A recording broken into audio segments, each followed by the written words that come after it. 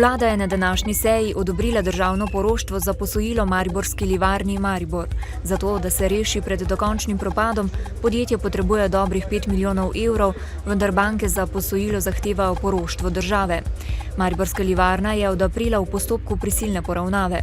V preteklih dneh so se vrstila opozorila, da bi zavrnitev ali nadaljne odlašanje z državno pomočjo skoraj zanesljivo pomenilo stečaj družbe in izgubo nadaljnjih 550 delovnih mest. V Sloveniji je bilo konec maja 118.576 registriranih brezposelnih, kar je 2,3% manj kot aprila in 11% več kot maja lani. Gre za največje znižanje števila brezposelnih na mesečni ravni letos. Maja se je na zavod na novo prijavilo skoraj 7.000 ljudi, med njimi jih je bilo največ zaradi izteka zaposlitve za določen čas, trajno presežnih delavcev in iskalcev prve zaposlitve. Brezposelnost se je maja v mesečni primerjavi zmanjšala v vseh območnih službah zavoda. Glede na maj lani pa se je brezposelnost najbolj povečala v območnih službah Ljubljana, Nova Gorica in Koper. Na zahtevo Evropske komisije mora Slovenija čimprej pripraviti načrt prodaje podjetij v državni lasti. Ker ga mora potrditi državni zbor, se je zjutraj na nujni seji sestal odbor za finance in monetarno politiko.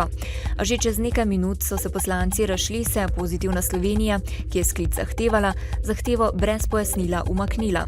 Pozneje je Jani Möderndorfer pojasnil, da je do umika prišlo, ker v gradivo pripravljajo nekaj sprememb. Kot je znano, je predvidena prodaja deleža države v 15 podjetjih.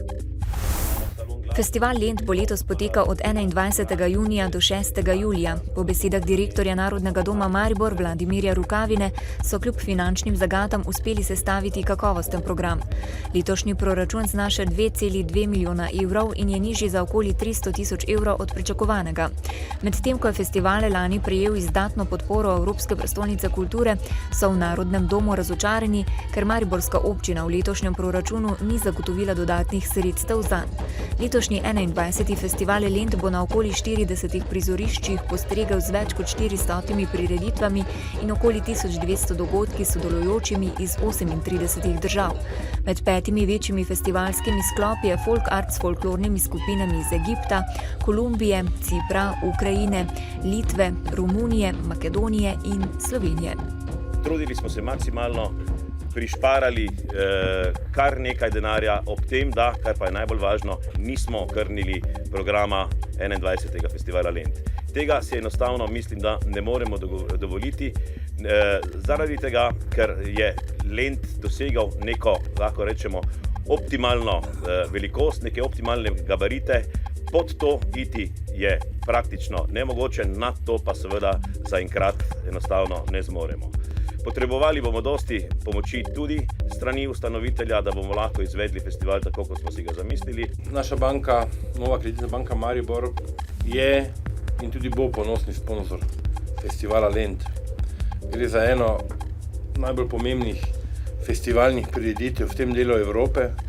Zato smo tudi zelo veseli, da Narodni dom z vsemi svojimi sodelavci, tudi tistimi, ki jih ni tukaj, in tudi tisti, ki ste tukaj danes, in vam velja vsa zahvala in vsem zunanjim sodelavcem, dajete Mariboru en poseben pečat. Danes in jutri dopoldne bo večinoma sončno, popoldne pa spremenljivo oblačno. Še se bodo pojavljale krajevne plohe in posamezne nevihte. Najnižje jutranje temperature bodo od 9 do 14, najvišje dnevne od 20 do 25 stopinj Celzija. V soboto bo dokaj sončno, sredi dneva in popoldne pa bo še nastala kakšna nevihta. V nedeljo bo večinoma sončno, pihal bo jugozahodni veter. Danes v Dnevniku televizije Maribor.